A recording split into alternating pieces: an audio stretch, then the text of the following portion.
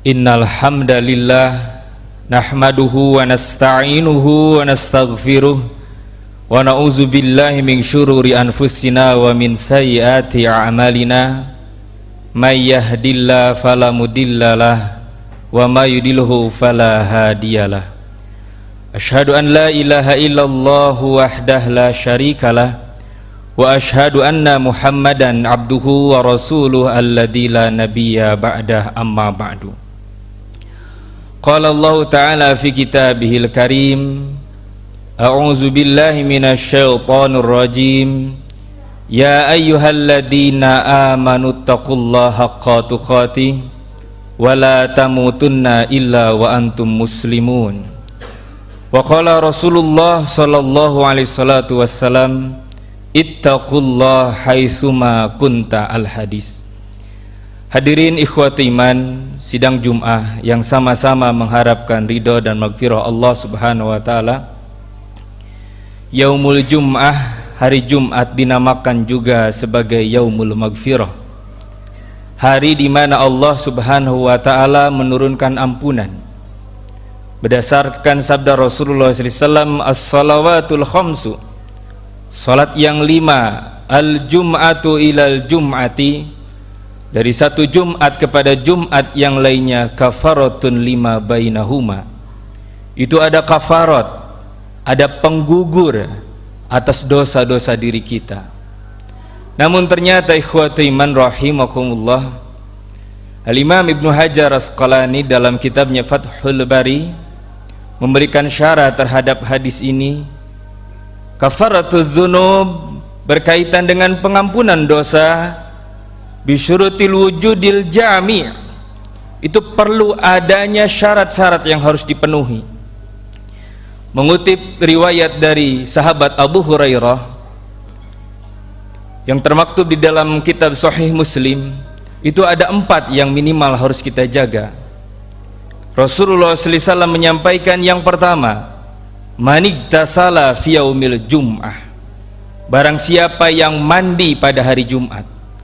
Ketika isyarat mandi ini disebutkan, tentu ini bukan mandi biasa, tapi mandi besar. Kan dalam riwayat yang lain disebutkan, al-ghuslu fi yaumil jum'ah wajibatun ala kulli muhtalim. Mandi besar pada hari Jumat ini suatu kewajiban bagi setiap orang yang sudah ihtilam, yang sudah masuk masa balignya, apakah dia dalam keadaan junub ataupun tidak dalam keadaan junub. Lantas pelaksanaan mandinya ini kapan? Yaumil Jum'ah, pada hari Jumat. Mau mendekati ibadah Jumatnya silahkan, sebelum berangkat bekerja silahkan, sebelum berkebun silahkan, sebelum berdagang silahkan, pokoknya pada hari itu kita mandinya mandi besar.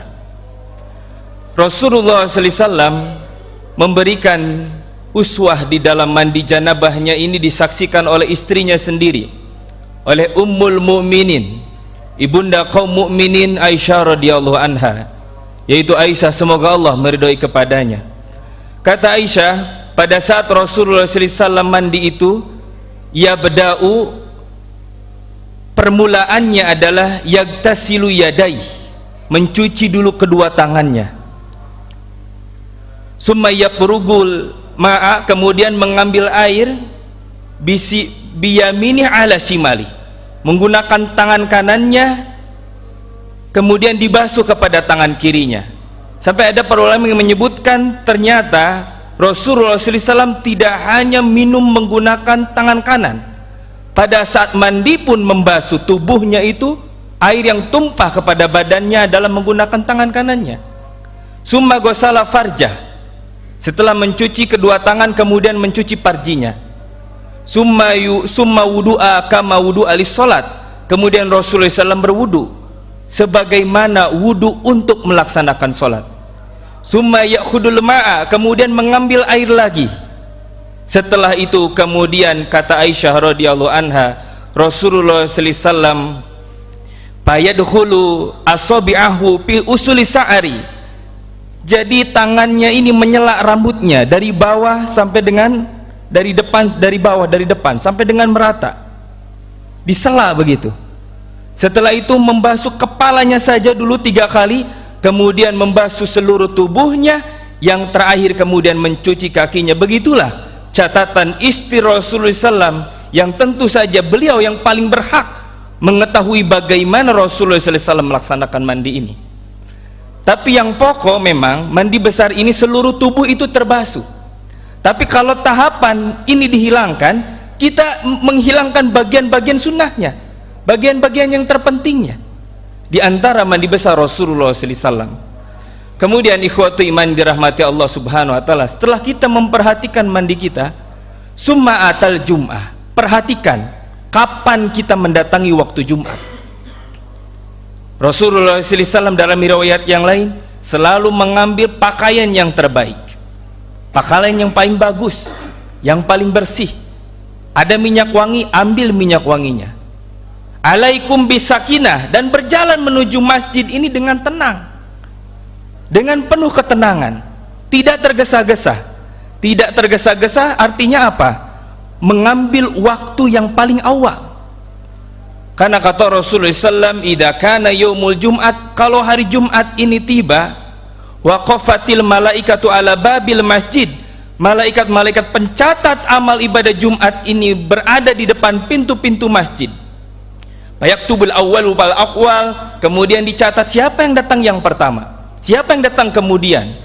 Karena kata Rasulullah SAW, wa man kana roha fi sa'atin, barang siapa yang datang pada saat yang pertama, paka'anama qarraba badana, maka seolah-olah dia berkurban dengan seekor unta yang gemuk badana itu.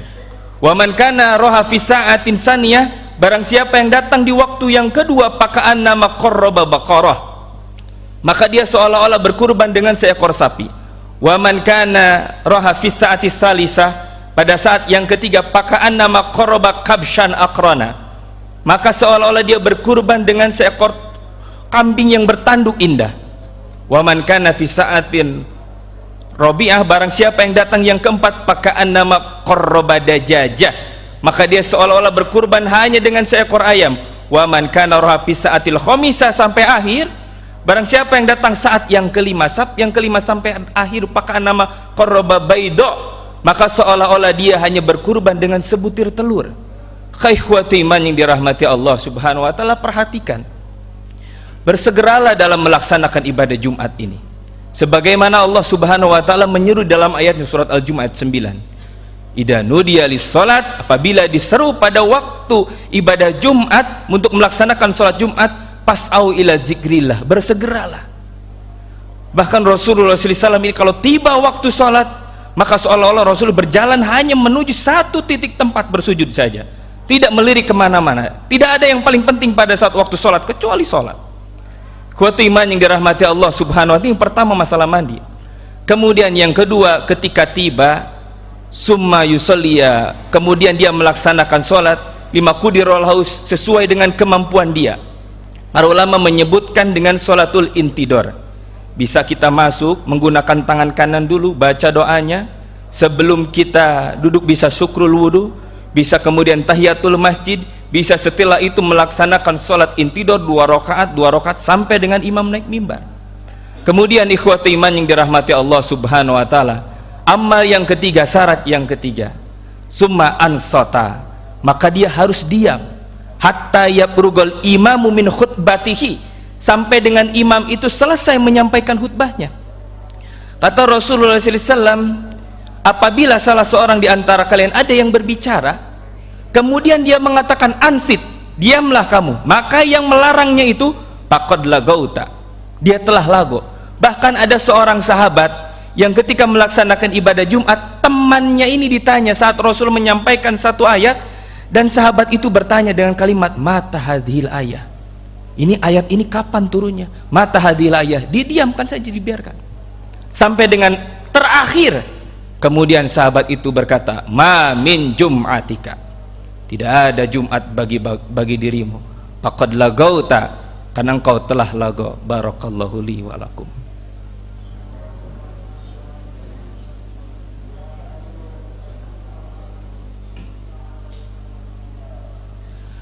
Alhamdulillahilladzi arsala rasulahu bil huda wa dinil haq liyudhhirahu ala dini kulli wa kafa billahi syahida.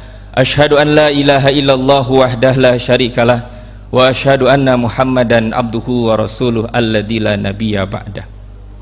Ikhwatu iman yang dirahmati Allah Subhanahu wa taala, yang keempat, summa yusolli ma'al imam. Kemudian dia melaksanakan solat bersama imam. Tentunya yang dimaksud adalah solat Jumat.